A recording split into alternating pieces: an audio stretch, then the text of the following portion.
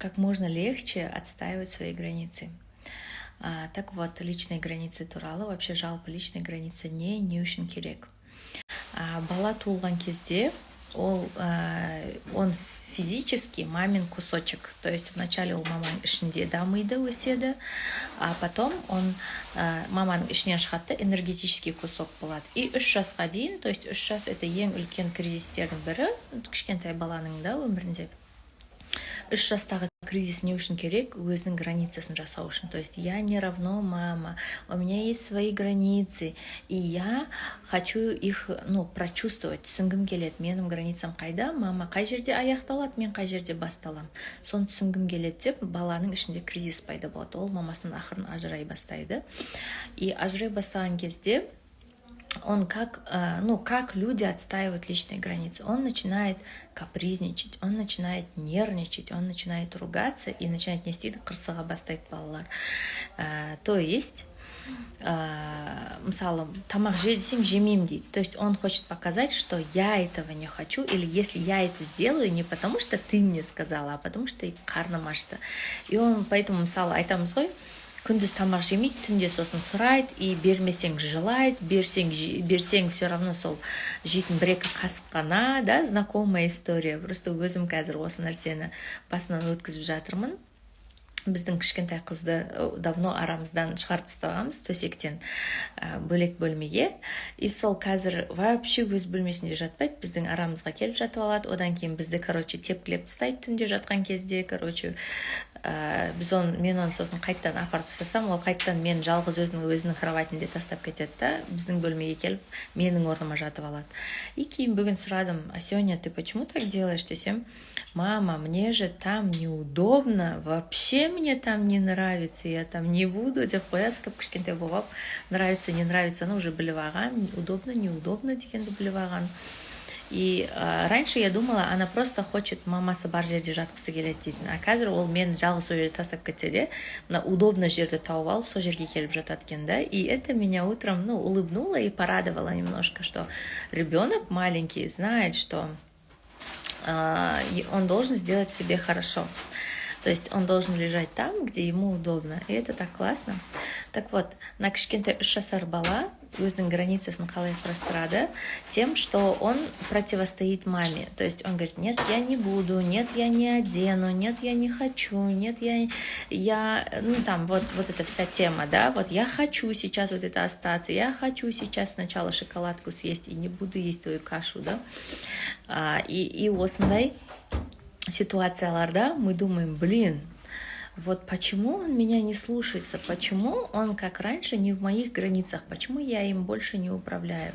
И вот это желание управлять ребенком, оно нас влечет, то есть өзінің артынан бірге не алып келеді, желание управлять вообще всем миром, мужем, всей своей семьей, даже Енешкой, даже там, всеми на свете. Ты хочешь, чтобы они кушали, как ты хочешь чтобы они говорили то, что ты хочешь чтобы они делали так, как ты хочешь, как удобно тебе.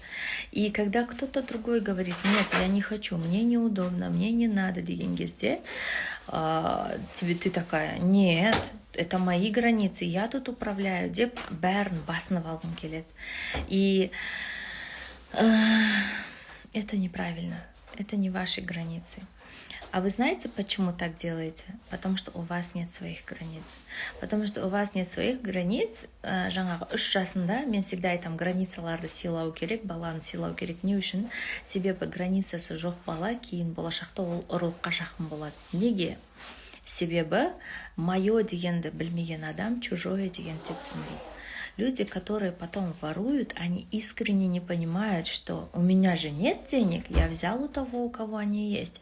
У меня же нет там, помады, ноутбука, обуви, и я просто подошел и взял его. Ну и что? То есть у тебя же 2 туфли, 2 пары туфлей, почему ты мне не дашь одну? А если не дашь, я у тебя просто заберу сама. Это же вот так работает, деген сияқты осылай ойлайды адамдар. Поэтому очень важны личные границы. И Когда вот сендерде личная граница болмаган адамдар, они потом лезут в чужую жизнь и говорят: мой муж меня не обеспечивает, мой муж мне не дает то, что я хочу.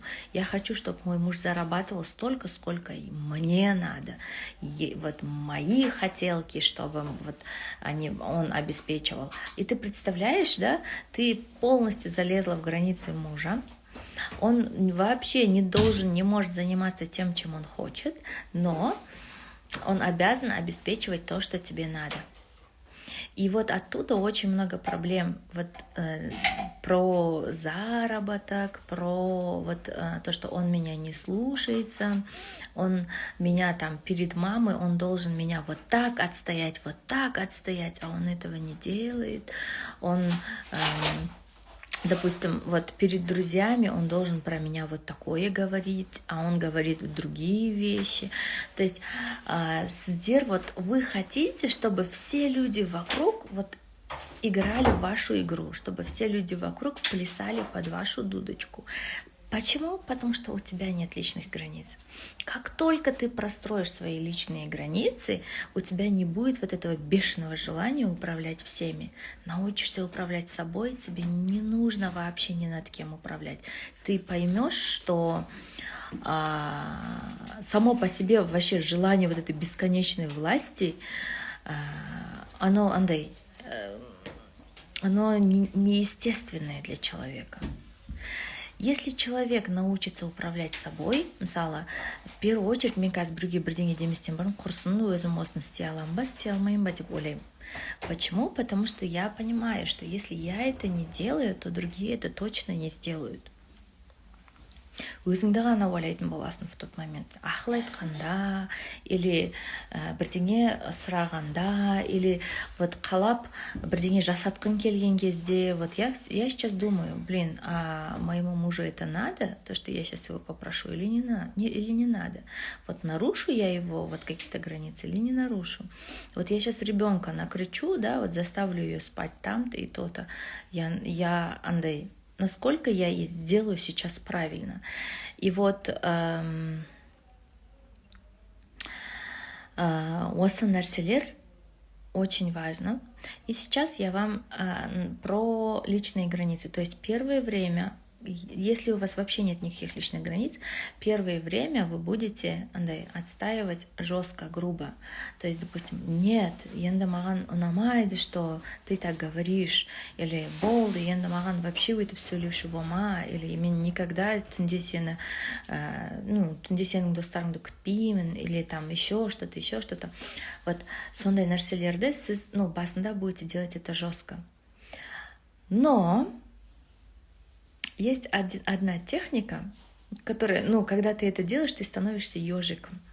Ты становишься неприятный, колючий ежик, с которым вообще бұрын контакт құралатын даже жақын адамдар, ойбай құрсын, не болып кетті мынаған, не істеймін енді, как мне с этим человеком теперь разговаривать? Он всю жизнь был вот такой, а сейчас что-то такой колючий, такой противный, этот молод, да? И вот и в тот момент тебе покажется, что весь мир от тебя отвернулся. И ты думаешь, вроде бы хочу сделать правильные вещи, да, отстоять свои границы, а потерял всех друзей, подруг, даже родственников. И вот я остался один, и никто мне не поможет, и сам виноват, и чувство вины включается у людей, когда они начинают отстаивать личные границы. Вот как это сделать с минимальной болью, с минимальной потерями для вас? Техника называется, кинозал или посмотреть фильм. То есть отстраненность от себя. Как она делается? То есть, допустим, возникла какая-то ситуация, где тебе нужно отстоять свои границы, где человек, допустим, поздно тебе звонит, да, түнгі 12-де сен ұйықтап жатқан жерден и думает, что ты сейчас должна ей помочь, и ничего не знает, что маған пофиг, сен ұйықтаватсың ба, там балаң ауырып жатыр ма, вот ты меня послушаешь деп өзің сізге андай дертін айтып жатыр. То, что вот у меня вот такая проблема, представь, сал, та-та-та-та-та-та деп.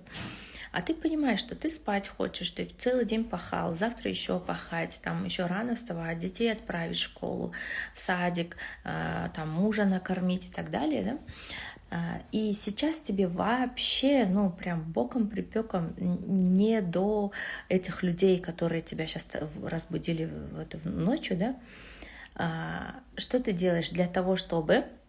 С одной стороны, если ол жақсы көретін подружкаң болса, или сестраң болса, или неважно, то есть какой-то человек, которого сен ренжіткің келмейтін бір адам болса, оған қарсы шығу, бірдеңе түсіндіріп айту қиын, я, потому что ол адам, вот, он меня ударил, или там, мынау бүйтіп жатыр, ана оңбаған бала қайттан сөйтіп жатыр деп, мысалы, бүкіл мына андай жан айқайын сізге айтып жатқан кезде, қойш, мои границы, я хочу спать, бол, давай, до свидания деп айта алмайсың.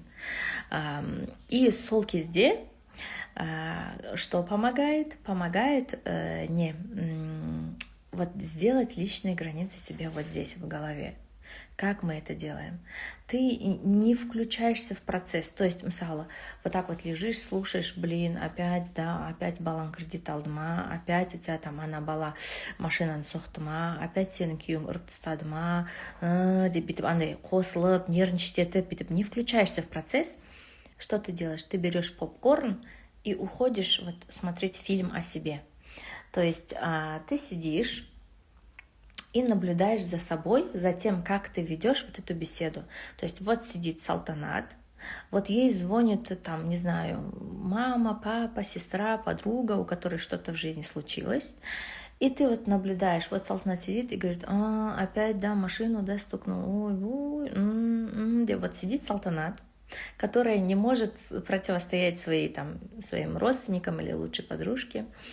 Это подружка, которая ночью, то есть представляешь ее тоже, как в фильме бар, екі картинканы бүйтіп қосып қояды ғой, типа вот екі адам телефонмен сөйлесіп отқан, типа екі картинка қосылды, вот звонит тебе эта подружка, которая считает, что у нее самая важная тема, которая она имеет право позвонить тебе в час ночи, разбудить и, несмотря ни на что, рассказать тебе эту тему. И вот ты за ними наблюдаешь. Вот Салтанат, что она делает? Она боится обидеть, вот, допустим, свою подружку, какой-нибудь Хатипаш, да? Вот, а Хатипаш считает, что Салтанат ей должна, ей обязана. Почему она так считает? Потому что Хатипаш, может быть, когда-то Салтанат помогла. И, соответственно, Инда Салтанат должна чувствовать чувство вины и долга за то, что когда-то Хатипаш ее тоже ночью послушала, или там не ночью послушала, может, Хатипаш... Я там бірдеңе заказ берген едім, алып келе аласың? Ой. Жоқ, машина заехала, возле шлагбаума стоит. Можешь спуститься, потому что келмей жатыр. Спасибо. Сори, мне такси позвонило. Слышно, видно, да, меня?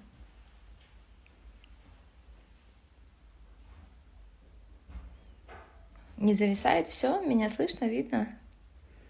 Такси звондап қалған еді. Окей. Так вот.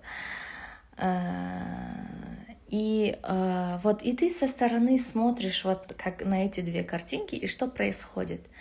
И со стороны қараған кезде это смешно. Смешно, что сидит Салтанат, которая просто боится сказать кому-то, ренжімеш, пожалуйста, но у меня завтра жұмысым көп еді, мне очень жаль, что у тебя брат опять стукнул машину, и тебе придется брать кредит. Извини, пожалуйста, у меня сейчас свои дела, и, я устала, айтуға ұялады. Сидит вот эта Хатипаш, которая думает, что вот, Салта мне всем обязана, и вот у меня есть сейчас право, то есть Салта мне сейчас ничем не поможет. Ол маған ақшалай көмектеспейді, ол маған ештеңе бермейді, но у меня же сейчас вот тут какашка в груди, и я должна ее кому-то вылить. Кому вылью? Салте вылью. Пойду-ка я ее разбужу в час ночи и расскажу, как мне хреново на душе, да? Что сделает? Салта проглотит ее какашку. Потом от этого... Вот, қыздар, меня перебили 150 раз. Так вот, ты просто со стороны смотришь, наблюдаешь, что вот такая ситуация, и насколько это со стороны смешно. Если ты сможешь после этого найти силы и сказать: Вренджимеш, пожалуйста, ну вот, давай, до свидания, но у меня есть свои дела, и я тебе никак не помогу ничем, то окей. Если не сможешь сказать, то тоже окей, но в следующий раз ты будешь как минимум отключать телефон на ночь, чтобы тебе такие какашки не звонили и не кидали в твой огород. Вот простая техника, пользуйтесь.